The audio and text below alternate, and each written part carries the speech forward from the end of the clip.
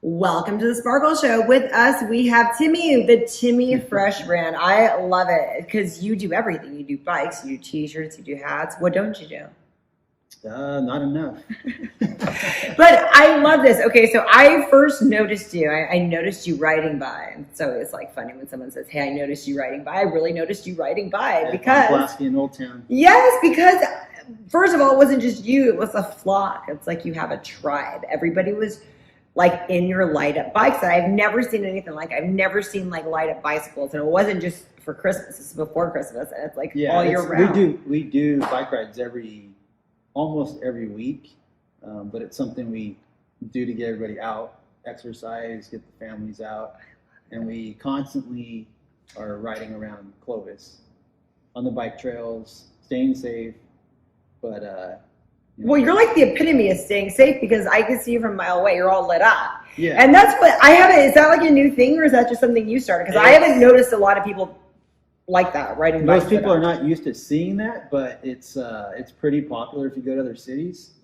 There's a lot of bike rides throughout other cities. If you have a bike and travel out of town, you'll notice there's big. So it's trendy. There's big groups of people doing that. They're bringing some trendiness to the Central Valley. So Fresno and Clovis is real big on bike riding. The lights is really big because it's really cool at nighttime. So. Well, yeah, I mean, I love it because, like I said, I'm always worried about. Sometimes I barely see someone until they're like right there, and I'm like, oh, there's a biker. So I just see us a mile away. We got lights all over the bikes, front and back. It's something everybody likes. It's really cool. It stands out, but it just makes your bike look really neat too. And you custom build these bikes? Yes. When did you get into that? Was it just like a hobby? Like, I actually got into it about I've always rode a bike since just being a little kid, but as far as the business side, I started the business about 5.5 years ago. And I was always riding with the group of people, going on the bike rides, and then just decided to start a business. The whole reason of why I started the whole Timmy Fresh brand, I had my dad in the hospital for about a month and a half. And before he had passed away, I promised him, being the older sibling in the family, I basically had a one-on-one chat with him. A lot of people didn't know about until I kind of told my family, but I promised him I was going to start a business and have something to involve the family, but something to grow into a business and have everyone involved, but then also support the family, but then also support charities, foundations, just do more than just have. This is your legacy, kind of like for the family. And it's something, I'm not going to stop doing it until I get to a point where I want to be. So ultimately, I want to have all this type of stuff you see behind us on TV shows.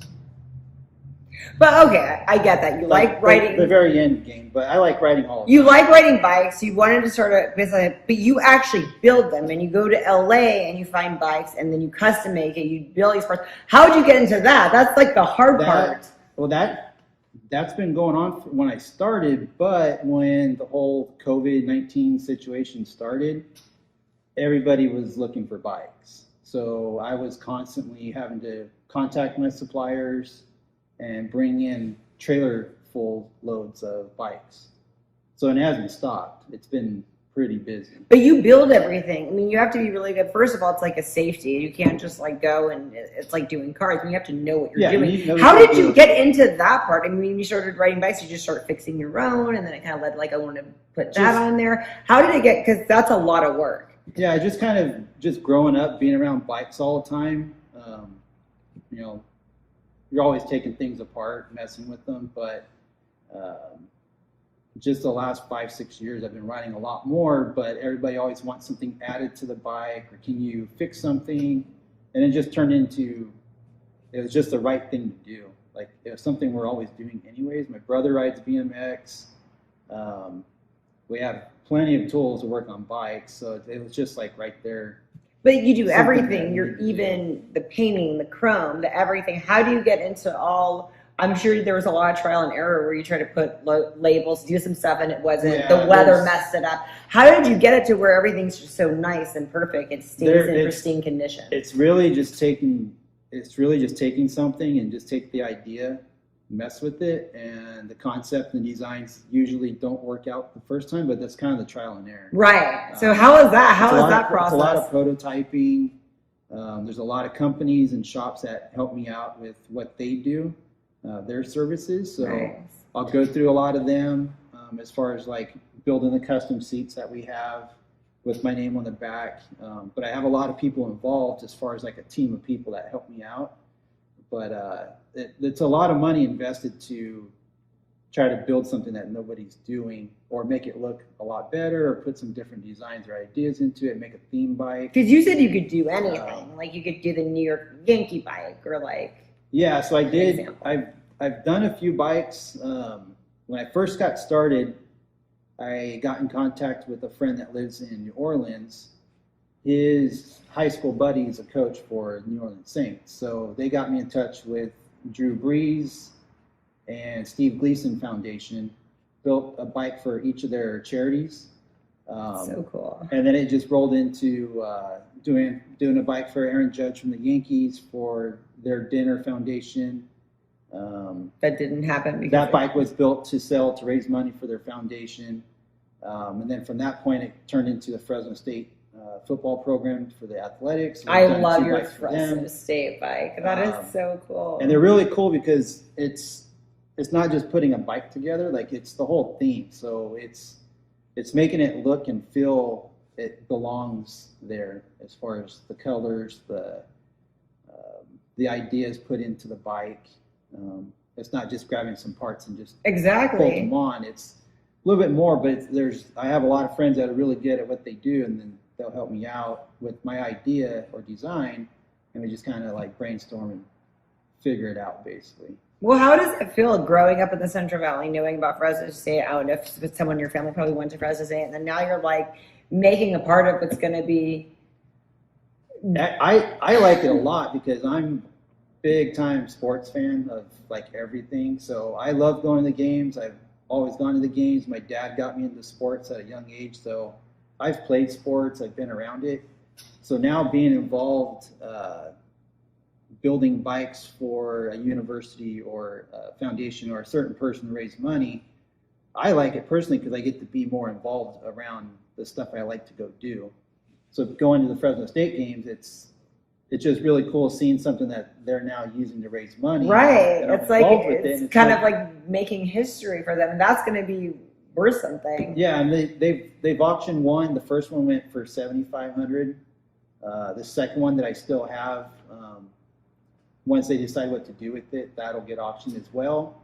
But all that money goes to the football program.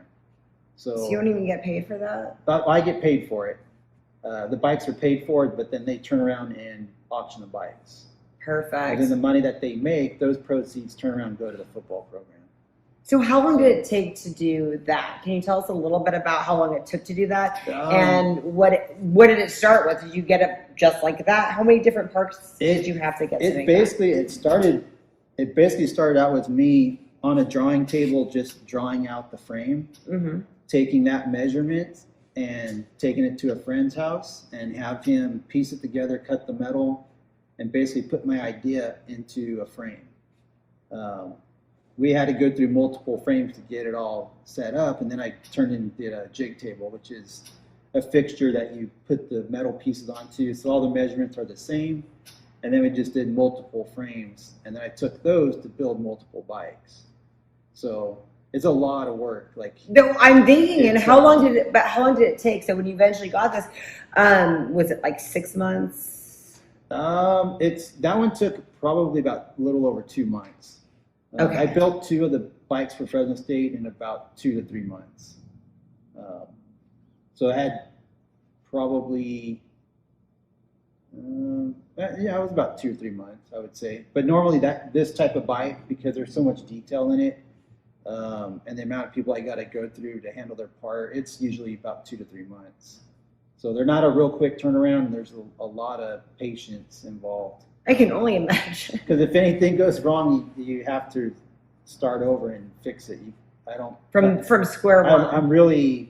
I want everything to be perfect. So right, that's your brand. If I don't feel something is correct or done the right way, I'll just redo it. So, but it's it's really cool when they're done because I can vision that before it's finished, but when it's finally coming together and I can put the final piece, it's really neat seeing it like completely done.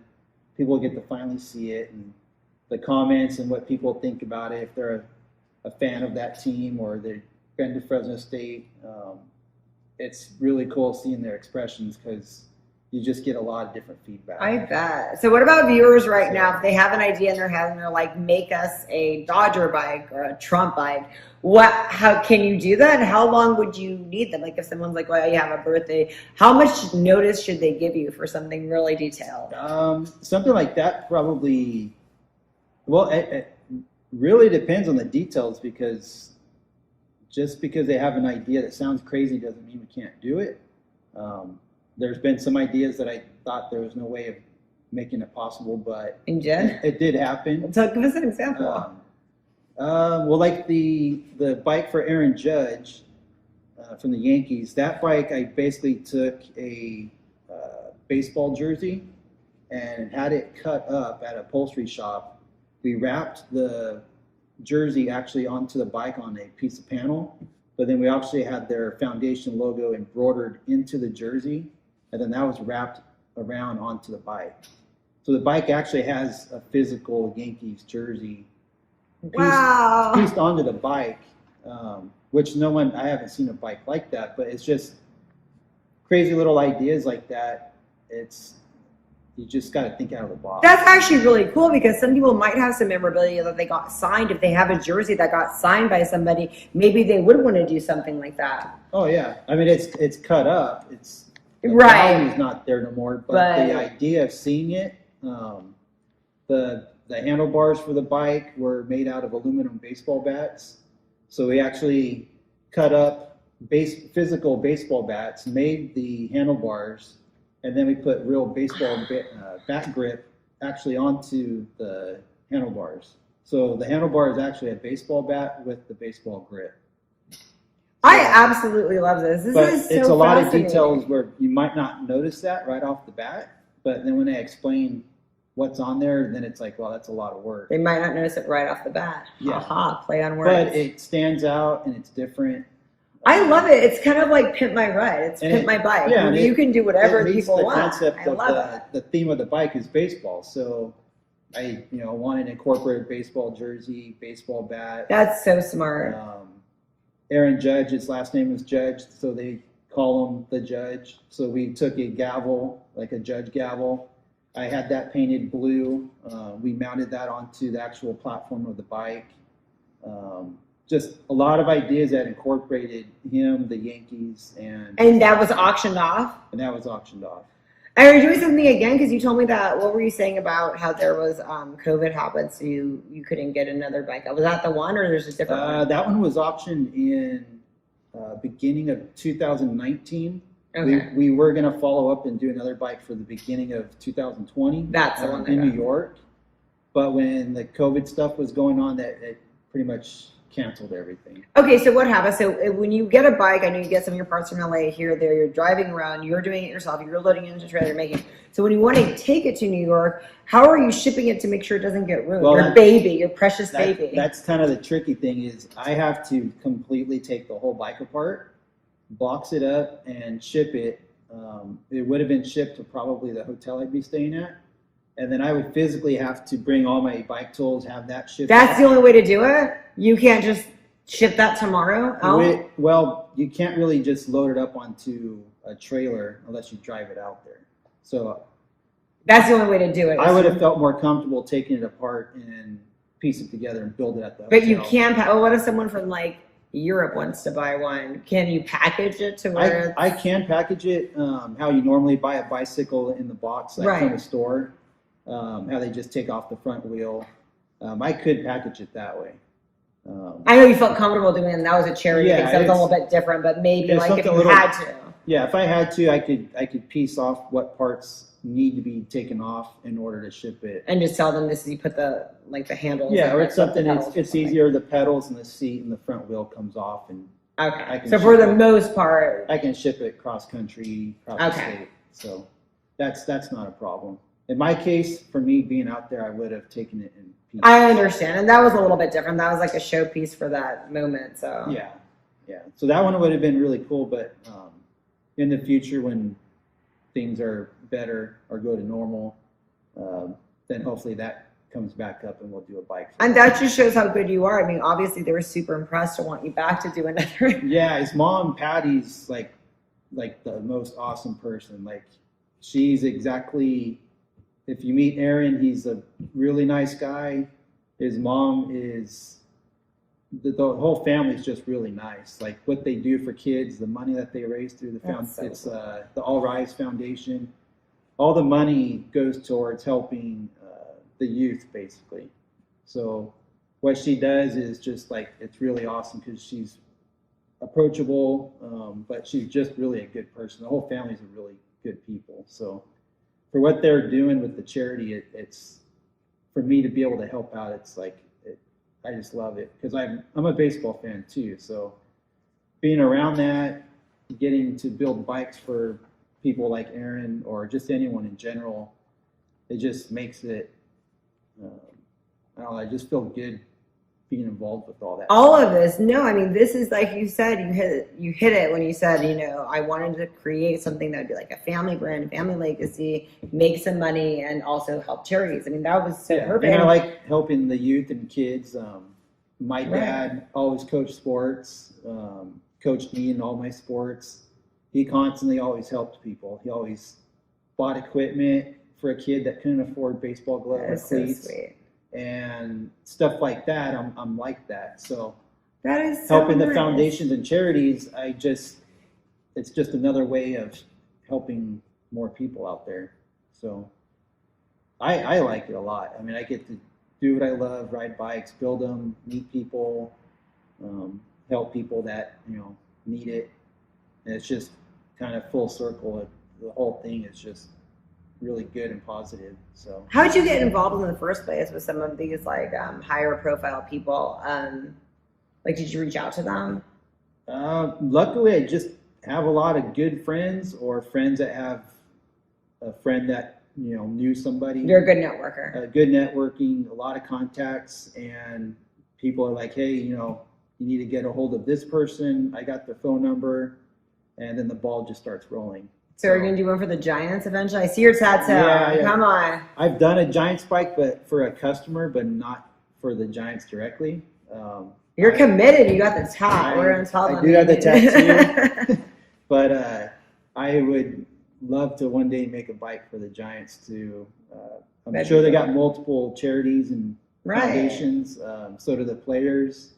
But if any player ever reached out to me, I would be on board to help out. So we talked about you have some really nice bikes, custom built, everything. What about somebody like me that just wants a really cheap, if I'm like, I'm broke, I don't really even know how to ride a bike, whatever, I just want the cheapest, basic, trial one that's safe. Just something. Yeah, like, so what would you say for somebody, like that? Do you have stuff on stock that we could buy, or you could just go and get something? I usually have inventory of like women's beach cruisers. Bikes right now are really hard to get. I know. I usually have inventory, but once it's gone, it's like that for everybody right now. So it's kind of hit and miss. But as far as like customers that want to come in and purchase a bike, BMX bikes are really hard to get right now. I usually have them. If I have them, they're gone pretty quick. But women's beach cruiser bikes are real popular. It's something that you would like yourself. Mm-hmm. And then we'll add accessories to them. So how much does a typical bike go for? Someone who really wants to be balling on a budget, like, and they don't really know if they like bikes. I mean, I don't really ride bikes. So what if they don't really know if they want to like it, and they really just want the cheapest? What was the starting price? Probably around $220 to $250. And that's right now during a very hard time to get bikes. Yeah, and right now I'm actually out, so I wouldn't even be able to give you a bike if I wanted to. So but normally they're between $250 to up to $350 for a basic beach cruiser bike, and then I always have all the accessories, lights, anything you want to add to it on top of that. I always have those parts. So how much is it to light up the whole bikes, like I was seeing in Clovis, like everyone that's riding around with the bikes, and it's completely the wheel, everything? Yeah, so usually we add it's like an LED strip that's got lights on it. It mounts to the center hub on the bike on front and back of the wheels, but those are like $25. Oh, really? So if someone's So watching that those are wants really to bring cheap. their bike in and want you to they just want to you to Yeah, pimp if someone their has a ride. bicycle and they're like, hey, Tim, can you put wheel lights on my bike? Those are $25 for a Oh, set. okay. Multiple colors. They could drop it off and pick it up the next day. Do you have any blinking ones? I do have blinking ones. Were there blinking ones? It's hard to know with the wheel because it was turning. I didn't know if I saw a blinking one or not. Yeah, the lights that we have will stay on permanently, or they'll also pulse and blink. So, but they're really bright. So, like how you always see us riding down Clovis, they stand out really well. So for traffic, it's real easy to see us when you're riding around. When you're in a big group, it's really cool because you just see this big line of people riding bikes, having fun. We usually have a trailer with a boom box pulling music. I saw that. I love it. That's so fun. They kind of bring like the whole thing out. So. Well, I think it's very good right now. You've brought a lot of cheer to people that just because it makes you happy. You're like, what's that? It's something fun that we can be happy about right now. A lot of people always tell me like, I'm glad that you do this because it makes me get out of the house and have something to do, and I feel normal because like I'm at home, I'm depressed, like I'm not doing nothing, but I like that you guys have this going on to go riding because I enjoy it. It's the only thing really to, I guess, have fun doing right now. So, but it's really cool. I mean, I like it. It's just everything's worked out really well and it keeps growing. So, how did we get these cool little shirts that I'm wearing? I love it. I love the tee. So I do have a website, but hopefully launching by probably the 1st of February. Where can we follow you right now? Just on Instagram and right now on Instagram, like Timmy Fresh Brand. Timmy Fresh Brand, okay. Facebook, Twitter. Do have a YouTube channel, which don't have much content on it yet. What do you put on it? Just when you make a bike? Or like usually if I'm at any of the dinners or events, or if we're filming a build, we go out and photo shoot for the build, we'll post that up on the YouTube channel. So where'd you go up with Timmy Fresh? Is that a nickname that they kind of stuck? And I used to always get called Timmy from friends and girls, just being a young kid, so they would call me Timmy. I still get called Timmy all the time. So that's kind of like where I came up with part of the name of the business. What's the Fresh? It was like the Fresh Prince of Bel-Air. Just something cool. It just sounds fresh. It's something. I just kind of made up something and went with it, and nobody really cared for it at the beginning. But really, brands don't really mean anything until everybody's used to it, and now everyone's wearing a shirt. Now it's cool. So people can DM you if they want to get one of these shirts. Oh yeah. How much do they run for in the hats? The shirts will sell for $25. Hats sell for around $25 to $30. And do you make them because you? So what does your brother own? Like a print shop as well? What does your brother does something? My brother JJ does window tinting. Window tinting. So does he make a lot of this stuff? I have multiple people I go through for either the screen printing or the embroidery in town and out of town. And did he make these lovely tints right here? The vinyl wrap actually was done with Method Media in Fresno with Jeremy. Oh, Jeremy. nice. Okay. So I love that. So they did all the perforated vinyl wrap for us, and then the artwork was done by a friend that does artwork for me, and then we put some of the companies we do business with in the bottom. Lizard Skins. What's the Lizard Skins? Lizard Skin is a company that makes my handlebar grips. So they actually did they do the bat ones that you did, the baseball bat ones too? No, those were made by a friend of mine. Nick Slokian helped me out on that, and I had one other friend help out. But the Lizard Skins is handlebar grips that I have with my T-Fresh logo engraved into it, and that company makes my own handlebar grips. Nice. So I actually have them packaged for sale inside the shop area, and they can basically purchase handlebars that have my T-Fresh logo on the grip of the handlebar. So we have other bike shops in the Central Valley. What makes you unique? What makes you special? What do you offer that they don't? Probably mostly the stretch bikes. A lot of the shops in town deal heavily with the BMX, the mountain biking, the cycling. Yeah, that's what I usually notice of yours is that the ones that are lit up on the old Yeah, I try to stick with it. the stretch bikes are real popular because people like to customize them and fix them up. You can tear them apart, or you can just add some accessories. But is it easier to do? I mean, is it like easier to navigate, or not necessarily? It's about the same as a normal bike, but to me, it's more comfortable because you're kind of leaning back a little bit more. You're not just kind of hovering on top of the bike. Yeah, you're kind of more sitting back, and you get to kind of be more comfortable. Almost like on a motorcycle. Looks more cool. There's a lot of ways of making the handlebars different heights if you want to make them really tall, really short. But it's just a customization. People like to take the bike apart and customize it. Tell us about some of the bikes that you have, like this one over here. So this one is a Golden State Warriors theme bike. This was built for a customer in town, Ollie from Card City.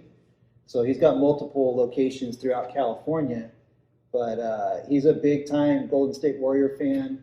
He saw one of the bikes I had done for another customer, and we went ahead and did full airbrushing on the wheels by Julio's Pinstriping here in Fresno.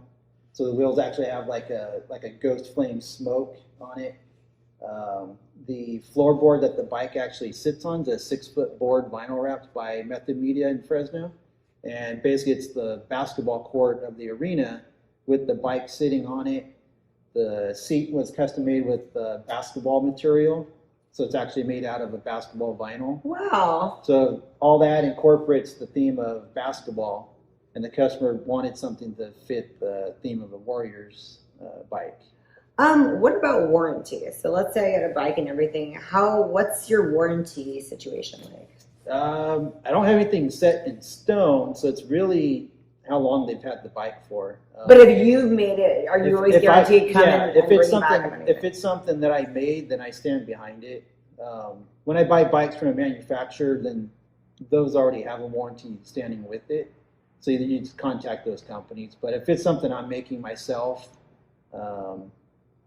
without buying a bike out of the box, if I'm making it from scratch, then it's full warranty from myself. Okay. So. And Barbecue Rob, his bike's in there. Tell us about that one. So Rob here in Fresno has a barbecue restaurant. Hi, Barbecue Rob. So he saw some of the bikes, and he wanted to do a bike for his restaurant. He would. So did you do deliveries on it? Nobody should. Yes, you should. He should get a little trailer made for it. It'll be good exercise. Rob, you've been eating too much of that barbecue. You gotta get on that bike. Deliver barbecue sandwiches or something. So, but yeah, he approached me and he saw one of the other bikes. Actually, I had an Oakland Raider bike for a cousin of mine. Oh, I bet Rob was all over that. He saw that one, he flipped, and he's like, I gotta get one of those, but I want something with my name on it. So we did a stretch cruiser for him. It's got his name embroidered onto the seat, painted onto the side of the frame. But that's his own personal bike for the business. Right. And then once he opens up his restaurant, he's got 2 locations. Once that second location opens up, we're going to build a bike to sit inside the restaurant. So, that's so cool. Well, thank you so much for allowing us in here to see all this. This is really cool. And everybody contact DM Timmy Fresh. Do you have a number you want people to call you? Yeah, I mean, my number is 559-291-2266. Don't be weird. Only call him if you want. But yeah, social media is the easiest way. Instagram is just Timmy Fresh Brand. I have Facebook, Twitter. The handle's the same. So if you just Timmy Fresh Brand, all one word, it's real easy to find me. So, but I appreciate it. Thanks for having me on the show, and look forward to seeing you ride one of our bikes. Yes, thank you. And Scamp too. Scamp, I love it. Oh my gosh. Explain Scamp to like first time viewing in. We've never had a dog on the show. Well, you've got a celebrity. I mean, you've got this is like going all the way. I've had snakes. This is the first time I've had a dog and a celebrity nonetheless. Okay. He may not look like most dogs, but he's definitely got it going on. He's got the it factor. So Scamp, oh my gosh. Okay, tell us why he's a celebrity. Well, Scamp is the current champ and reigning world's ugliest dog contest. But we say that tongue-in-cheek because we don't believe he's ugly. These are unique dogs that compete for this contest. They come from all over the world, and the little local boy won the contest in Petaluma. And so is this an international competition? It's an international competition. We've had international winners. And this year, the little homie here, took the trophy. And we're so proud. He's so proud. This is not your first rodeo, though. No, it is a family tradition, which I whispered in his ear when I swiped right to adopt him. I fell in love. Are you serious? I'm serious, yeah. That's how it is? It's like the dating world, getting a dog? Yes, yeah. Somebody sent me his link, his photo, and I swiped right, and I was in love. So I drove. Who would have guessed? I never knew so much went into all of this. Oh, my. Yeah, and so, you know, Scamp's come a long way, baby. He was found on the streets in Compton. He's from the hood. He's straight up out of the hood. He's a hood. He's a hood rat. He's a hood rat, and that's why I named him Scamp the Tramp, because he was a hobo. He was a tramp, and that was his name. Until he became a celebrity, then we had to modify it to Scamp the Champ. So he's Scamp the Champ now. So yeah. How do you get into this? I know you've been doing this for a while. It's a family tradition, but how people that are watching, how do you just like, oh, I want to adopt dogs and train them to win these competitions? Like, how do you do it? You can't train a dog to win this competition. It is purely on audience participation. It's the wow factors when they walk the red carpet at the contest, and the judges' first impression when they see them walking on stage. So they go off first impression like, whoa. So the dog could have, you know, some very kind of unique attributes, like no teeth like Scamp, tongue hanging out. So you're kind of like the agent. You know how to find the talent. They find me. I have not looked for my 3 winners. In fact, my first winner was a 4-pound version of Scamp. And my friend goes, oh my God, Yvonne, you adopted that? You ought to put that dog in the ugly dog contest. And I was insulted. I was not happy about that comment. I said, okay, I'll take that bet. And you're going to buy us both dinner when she loses. Well, she won. And she defended her title for 6 years. And she wasn't exactly a miniature version of this. She had tongue, black, gray, wild hair all over the place, walked with a giddy up. She was so popular that Jay Leno put her on The Tonight Show. And she just broke up the audience. You should see the video of that. Jay laughed so hard, he forgot the questions he wanted to ask me. And was talking. Kevin Eubanks and the band were cracking up. The audience was cracking up. And later, you guys stumped Jay Leno. That's totally awesome. Anna stumped Jay Leno. In fact, later the director said the control room was laughing, and they don't laugh at anything, including Robin Williams. He goes, you had the control room in hysterics. So Nana was, you know, famous celebrity. Bob Weir from the Grateful Dead started a new band called the Rat Dog, and he put Nana on the cover of his CD. You could find that CD today. Yeah, he put 4 photos in there. So that's what started. I love this. But this little bet, my friend insulted me. Take that dog to ugly dog contest. She's not ugly. She's cute. And I found her at a shelter by accident. Wasn't even looking. And then years later, after Nana was gone, I was in San Francisco, and I stopped by a shelter to visit a friend of mine that I just happened to run into one day, and he said, come by and see me. And there was Nana's twin, Munchkin. Munchkin was the twin of this one, too. And I looked at her, and I said, oh, my God, that's my dog, the little scruffy thing. Took her home, put her in the contest. She won. Oh, my goodness. She won. She was on Animal Planet. Oh, she was a big celebrity. And then Scamp came along a couple of years ago, and so he took 3rd place his first time out. 2nd year, he didn't place, but he got a little bit part in a movie that went to Sundance. What movie was that? It was called The Life of Veronica Mars. Yes. The Life of Veronica. I love that movie. I gotta go back and watch it.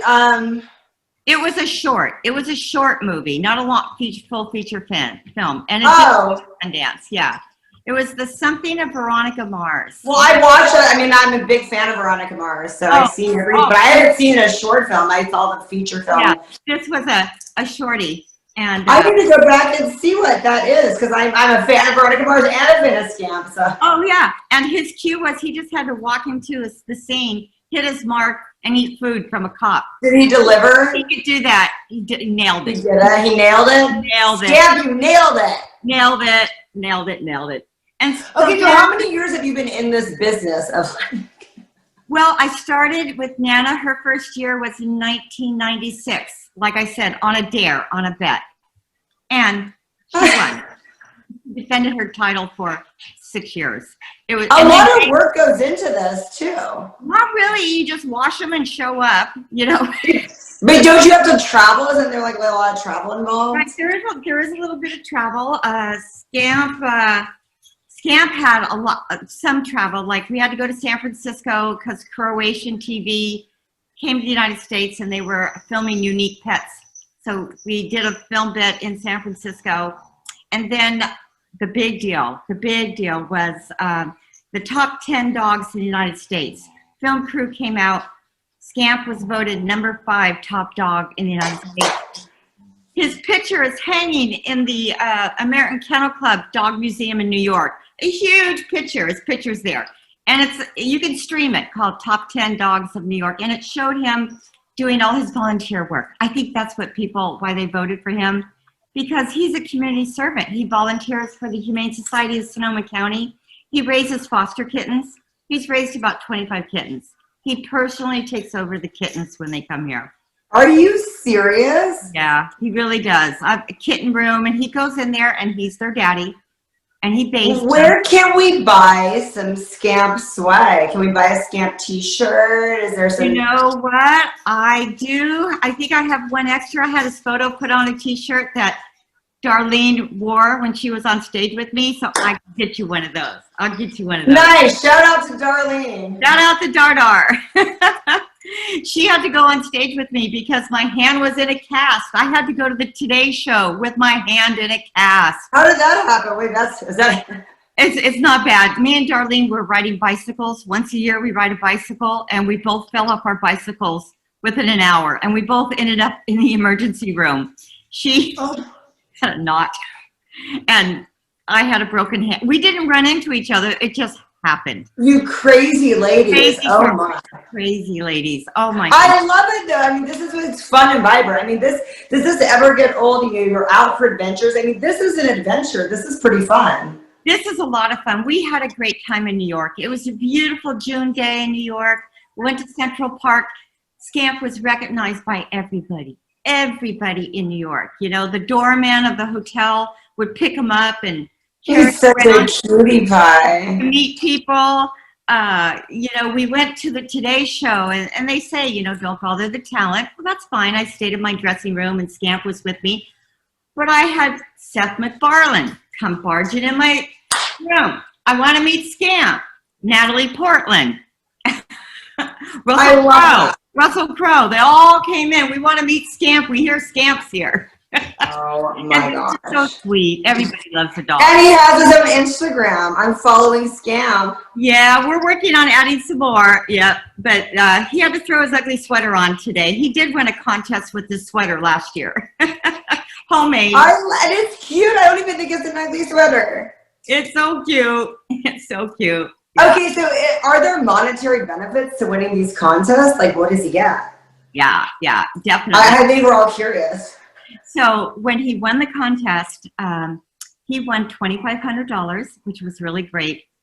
And he won a matching $2,500 for the Humane Society of Sonoma County, who we volunteer for. How sweet. So we went back to the shelter for all of our little furry friends at the shelter.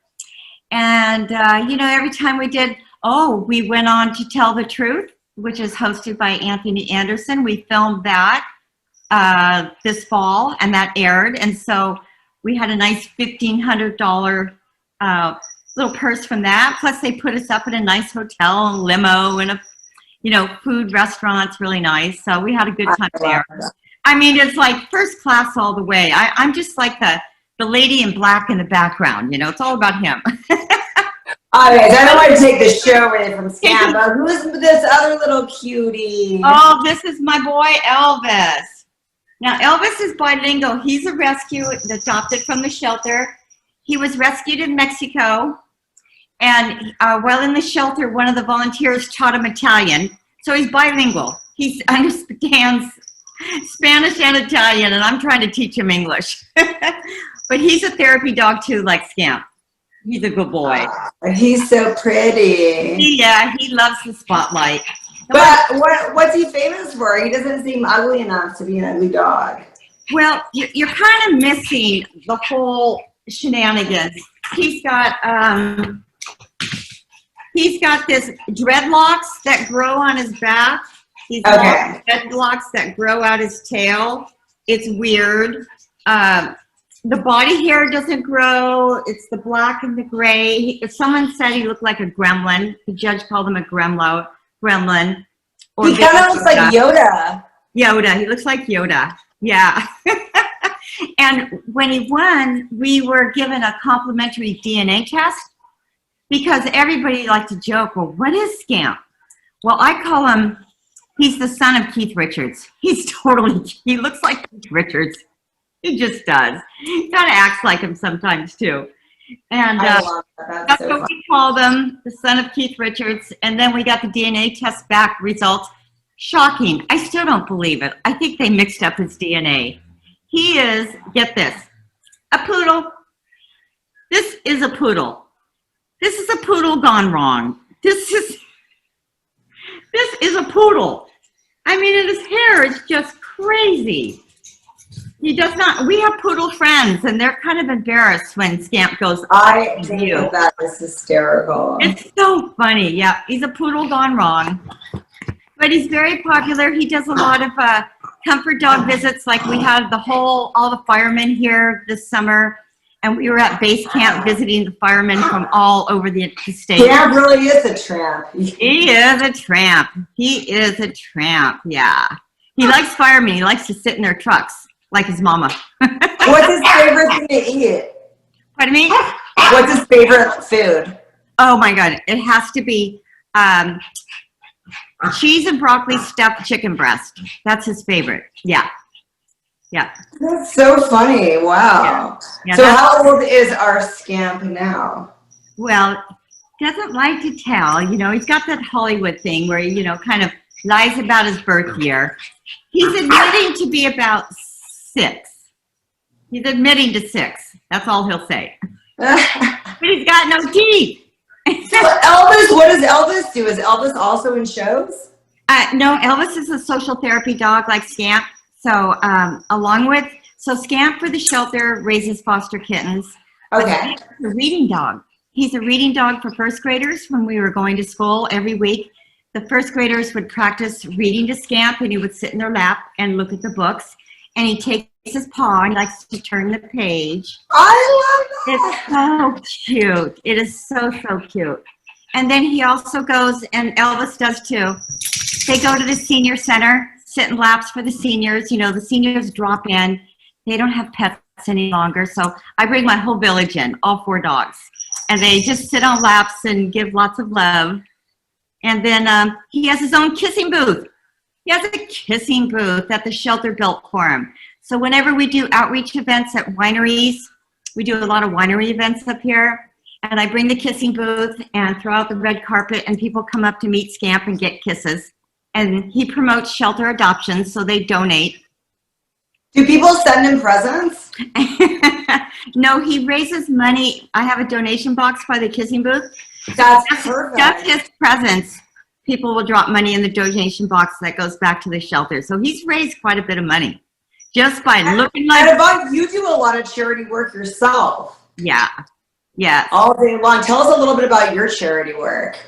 Well, every year I run Wrap for Paws, and it's for the shelter. And so I have about 50 volunteers, and we are wrapping in Barnes & Noble, 2 Copperfield bookstores, and a gift wrap store in a mall.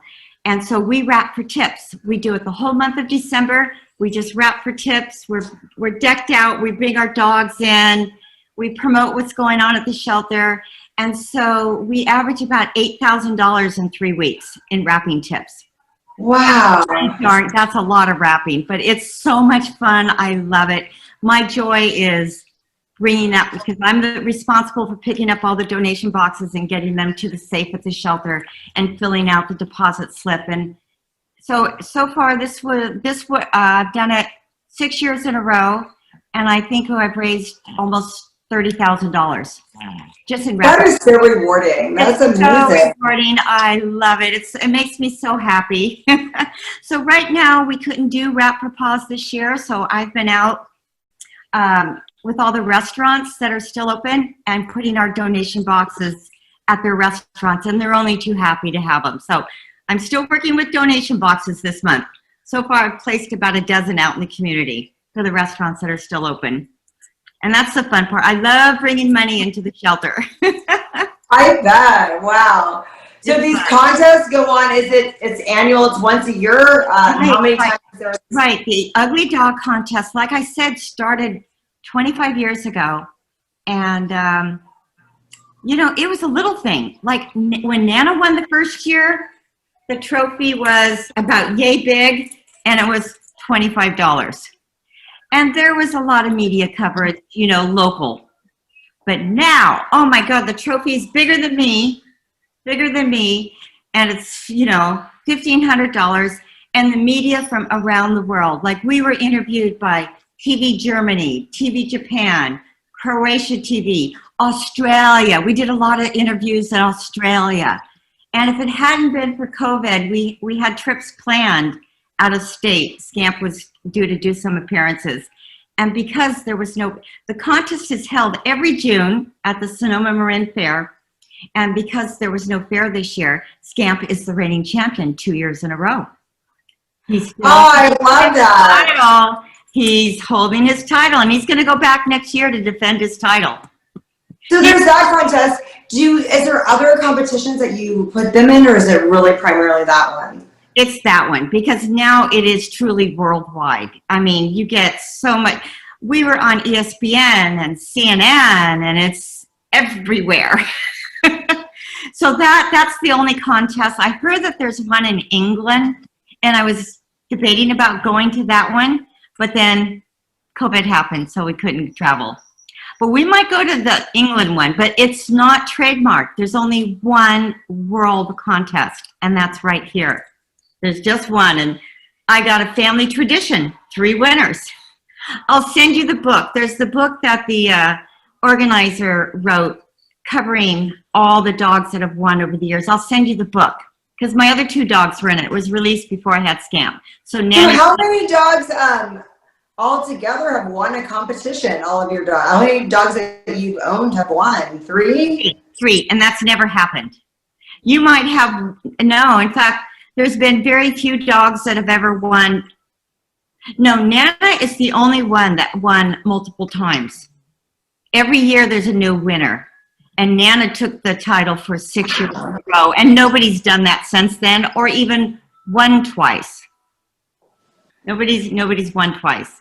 So do they know they're special? I mean, because it seems like they get along with all the other dogs, but they kind of know they're special, don't they? Yeah, they know. And all these dogs, it's a real, it's like a reunion every year because the same people come back to back. And they keep coming because they want to win. They come from all over the United States, Florida, Denver, Midwest, and it's a reunion for us every year. And we really do love and support each other, and we love to hear the stories about them adopting a dog that nobody else wanted.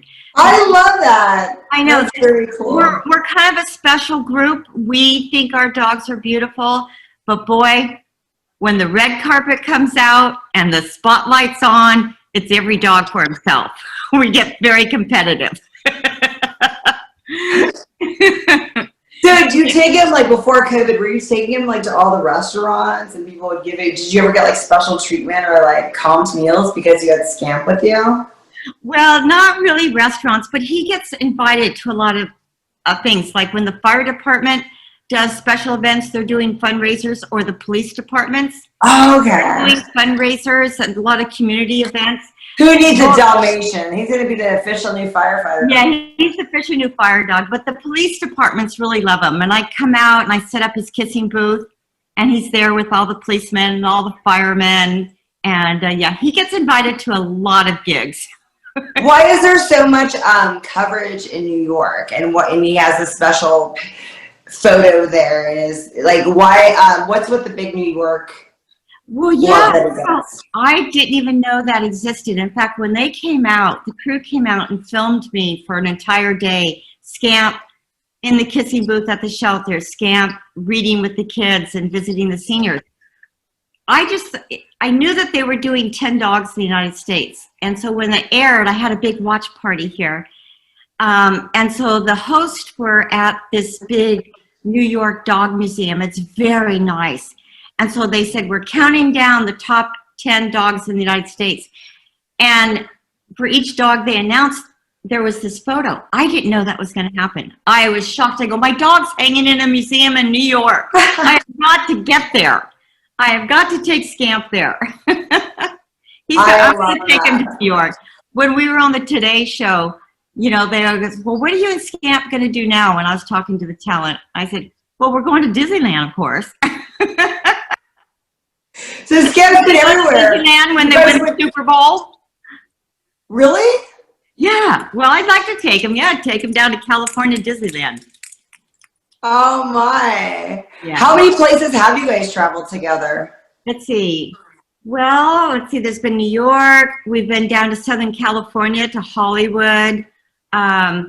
We couldn't, you know, there were like 5 trips we couldn't make this year, you know, to Arizona.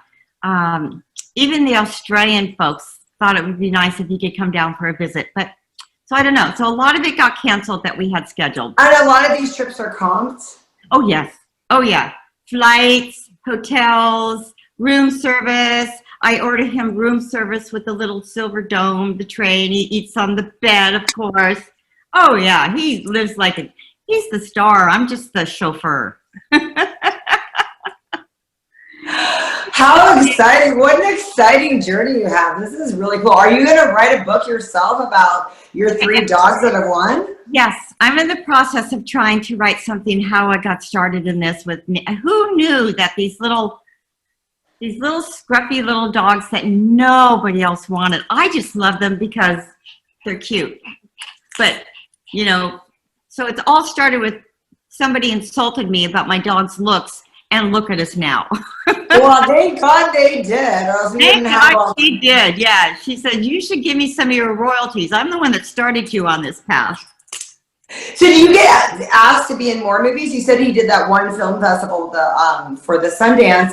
I'd imagine you'd get blown up a lot about stuff like this. Are there other opportunities? We have joined a Pets on Q, and they specialize in dogs who get product placement ads and whatnot. Right. So we've just started on that.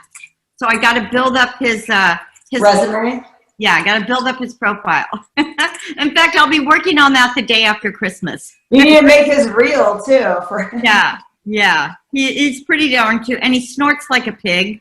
I don't know why. When he talks to you, he goes, you know, he's got. Is he a barker? No, no. He's the quiet one. That's what it seems like. Yeah, no, this is not a barker. Because I did he sleep with you? What with the dogs? Do they sleep with you, or do they have their own beds? Oh no, they have pet steps going up to my bed, and so I love that. When they hear the TV go off, they all go running up the pet steps, grab their spot. 4 dogs, 2 cats. While I brush my teeth, and then I try to, you know, get in there somewhere on the edge. I'm laying there. You're even the sidekick in your own bed. Oh God, they are the king of the bed. He's a good boy. So where can we follow? Okay, so there's a Instagram. What's his Instagram called again? Scamp the Champ, World's Ugliest Dog, and then of course on Facebook, same thing, Scamp the Champ. And then does he have a Twitter? I haven't figured that out yet, but I'm going to. I've got a 10-year-old who's willing to teach me. And so we can follow them wherever. I mean, do you constantly update on what's going on? So if he does get cast on a product placement, you'll post that, right? So we can keep up with what he's doing. I will. And I'm going to send you a paw graph book of our other winners. You got to. I love that. I get the a whole paw print history dog. of all the dogs. It's pretty darn funny. It's funny. Well, thank you so much for coming on. Like I said, this is you. the first time we've ever had a dog and a celebrity at that. And isn't he just precious? Is he just not precious? He is. I'm gonna start calling him Baby Yoda Dog. Baby Yoda dog. Just can't call him a poodle. Thank you, Sparkle. We love you. Thank you so much. Thank you so much, my little twin sister. Thank you. Mwah. Kisses. Kisses from Scamp.